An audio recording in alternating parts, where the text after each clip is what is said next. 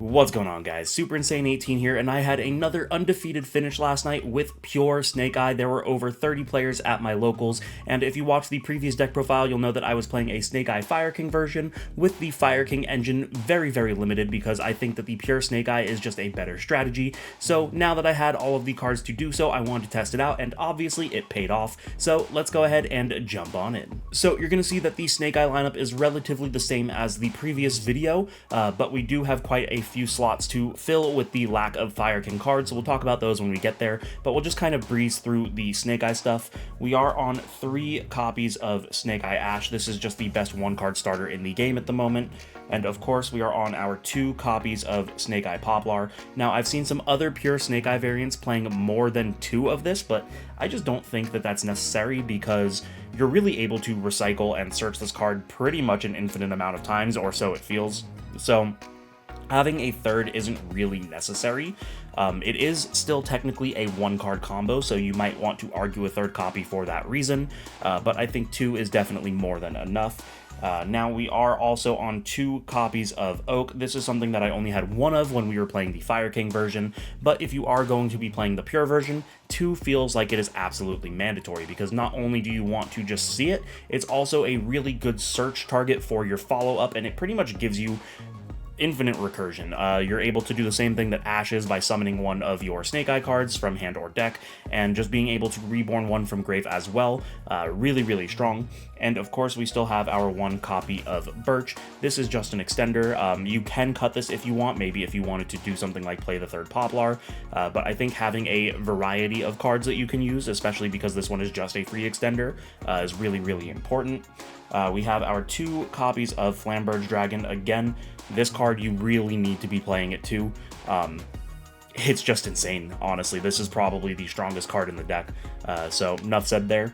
We are on our 3 copies of Black Witch because we want our maximum amount of consistency.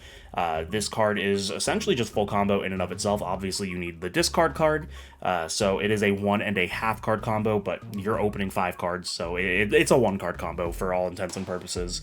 And then we have our 1 copy of Jet Synchron. Not only is this just really good for being a tuner, but obviously it is a level 1 fire as well, giving it a ton of synergy with the deck. You can reborn it off of something like Flamberge or even Oak, and there's a lot of times actually where you don't even use its reborn effect. You're able to reborn it off of those other cards, and then later on in the game, the reborn effect comes up when you have something like a Flamberge in your hand, and you can go ahead and Jet Synchron, ditch the Flamberge, and then Flamberge will summon 2 more, and you're just able to fully pop off. This card's absolutely incredible. We have our 3 copies of Ash Blossom, again, just the most generic hand trap, so obviously we're going to be playing it. Our 3 copies of Effect Veiler. I briefly talked about how I think that this is better than Droll, just because being able to go essentially 2 for 1 with something like Snake Eye Ash by negating its effect is really strong.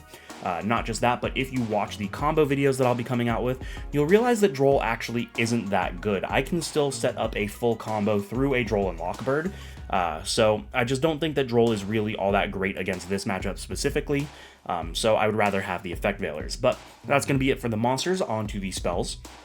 Of course, we have our triple copies of Wanted. This is just to search your Black Witch and also give you some additional resources with its graveyard draw effect. We are on 2 copies of Original Sinful Spoils. This feels super necessary in this version because you want to make sure that you have search targets for your Poplar. And hard opening this is also just never bad. Plus, you can use the graveyard effect to recur any of your Snake Eye monsters as well. So there are a lot of times where you'll go Original Sinful Spoils effect, banish from graveyard, put the Flamberge on bottom of deck, and search for either like Poplar or Ash and just facilitate full combo off of that. And then, of course, we have our 1 copy of Divine Temple of the Snake Eye. This card is the most broken spell in the deck. This card essentially negates Nibiru. Not really negates it, but makes it so that Nibiru doesn't matter, because when your opponent Nibirus you, you'll be able to use the effect to summon whatever you put in the back row, which can be either like an Oak or a Flamberge, and then you just full combo through it. Of course, we have our 3 copies of Bonfire. This is a Pyro deck, so we need to be able to search our Pyro monsters. Unfortunately, yeah, it is a little bit of an expensive card, but if you want to play the strategy, unfortunately, it's just mandatory. we are still on 3 copies of Triple Tactics Talent. In such a hand trap heavy format, I feel like this is a mandatory card. There were so many games yesterday where I wouldn't lose to a single hand trap, but I would lose to multiple hand traps. So after the first hand trap was out of the way, I would tactics, look at their hand, rip out the second hand trap, and then just proceed to full combo through it. And then there were a few hands where I did lose to one hand trap, and then the draw effect is what fully let me win the game. I was able to draw 2. I would draw into something like 1-for-1 or Bonfire and just be able to completely pop off.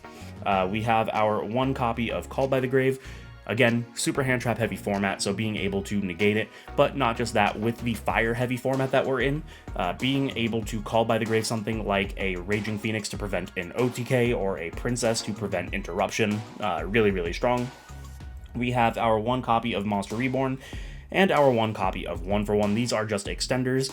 If you're going second, Monster Reborn can even be a just starter. You can reborn your opponent's Ashe, you can reborn their Promethean Princess. Really, really strong. I think it's absolutely mandatory, this format. And then, of course, we have our 3 copies of Infinite Impermanence. This is just part of the hand trap lineup and a generically good card. You're not going to play into talents because I think a lot of people are on talents, so really, really strong. Now, if you've been keeping count, that is actually 38 cards, and the reason is because I want to talk about these last 2 specifically, and that is going to be the Dramatic Snake Eye Chase and the Sinful Spoils of Betrayal. Now, I had 2 slots left in my deck, and I didn't really know what to fill them with, so these were a very easy option to do so, and in theory, they are very strong. A card like Betrayal is able to prevent your opponent from using certain blowouts like Dark Ruler. Since it's a trap, you're able to respond and then use it to negate the Dark Ruler. And then the Dramatic Chase is what pretty much facilitates this, because you'll be able to have your Diabell Star in your back row, and then you can use something like the Divine Temple or the Flamberge to summon the Diabell Star. Diabell Star effect will get you your original Sinful Spoils or another Wanted for follow-up, and then you'll be able to use the Snake Eye Betrayal. But I just don't really like them all that much. They didn't really come up. They came up in one of my games, but it was because I was really far behind, and so essentially my end board was just the Betrayal set, the Diabell Star in the back row, and a Flamberge on field, and I had to pass there, and that just really wasn't good. Like, it just, I don't know. I have an idea for what I want to put in place of these 2. I don't want to leak that just yet because I am traveling for a regional this weekend, but I will be testing that, and hopefully I do well at the regional. So for now, these are what I played for last night, but I do have plans to replace them. That is 40 cards in the main. Let's show you guys the extra. Now, for the extra deck, you guys are going to be seeing quite a few different pieces because we are on a slightly different strategy, and why I think this is much better than something like the Fire King deck is because of the ability that this deck has to actually set up Omni Negates rather than just multiple layers of interruption, and Omni Negates are obviously super strong. So of course we have our Synchro package, which is going to be a Formula Synchron, a Borreload Savage Dragon, and a Baron de Fleur. Now what you can do is you can use the Jet Synchron and Diabell Star to make the Borreload Savage Dragon, and then of course you can reborn your Jet Synchron with any of your level 1s, making the Formula Synchron, which is of course going to draw you a card, but then you can also use it with something like your Flamberge to make a Baron. So what you guys will see in the combo video coming up is that you actually use Flamberge to activate it, or rather place it in your spell trap zone during your turn, and then summon it during your opponent's turn, and using the quick synchro effect to go into a Baron. And the reason you're doing that is so that you don't have to synchro with this on your turn. You're able to just link it off into something to continue your combo, and then you don't really lose the access to it because of the Flamberge. So yeah, it's a really, really strong engine, so I hope that you guys will stay tuned for that combo tutorial. Onto the links, of course, we have our 1 Link 1 in Linkuriboh. This card is insane. Not only is it just really good because you're playing a deck of level 1s, but with stuff like Poplar, you don't necessarily lose advantage, because if you link away the Poplar into the Linkuriboh, you're going to set something into your spell trap zone, and then you can also use it later turns to dodge hand traps by using its quick effect to tribute your level 1. Really, really strong card. We have our Charmers in the Dark and the Hida. Obviously, it's a Fire format, so Hida is mandatory. Even if it wasn't a Fire format, we are playing a Fire deck, and every deck is going to be playing Ashe, so Hida is also mandatory. And then the same with Dark. Since we're playing Linkuriboh, we have easy access into Dark, and every deck is going to be playing something like an SP, or if you're up against a Mirror, you're going to be able to abuse your opponent's Black Witch. Just really, really strong cards. We have our 1 IP and our 1 SP. Now, in the Fire King deck, I did play a second SP. Unfortunately, I needed to make room for the synchro stuff, so SP was one of the cards that got cut. I do really wish that I could play 2. There are a few cards that I wish I could bump up the number of, SP being one of them, but unfortunately there's just not room. So 1 is, it's fine. I don't think you have the room, so you just kind of have to live with it. And then for our last Link 2, we have our Sunlight Wolf. Sunlight Wolf is not only incredible for its recursion, but it is also part of the combo. So we will show you guys one of those combos as well.